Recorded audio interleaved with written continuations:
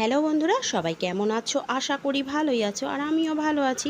শুধু একটু রাস্তায় অসুবিধা হচ্ছে, বৃষ্টি জলে কাদায় একেবারে রাস্তার অবস্থা খারাপ, কিন্তু কিছু করার নেই, চলতে হবে, ফিরতে হবে, সব কিছুই করতে হবে। তো বেরিয়ে পড়েছি আমি আমার বাপের বাড়ির দিকেই, সেখানেই হচ্ছে আমার বন্ধুর বাড়ি। তো তার বিবাহবার্ষিকী উপলক্ষে একটু ছোট্ট করে খাওয়া দাওয়া ছিল, তাই তার বাড়িতে আমি চলে এসেছি। আর এই যে তার বউ আমাকে সম্পূর্ণ হেল্প করছে রান্না করতে। আর রান্না করতে করতে নিজের ভিডিও নিজেই শ্যুট করছি, তার কারণ হচ্ছে ক্যামেরা ধরার মতো কেউ নেই, সবাই কাজে ব্যস্ত।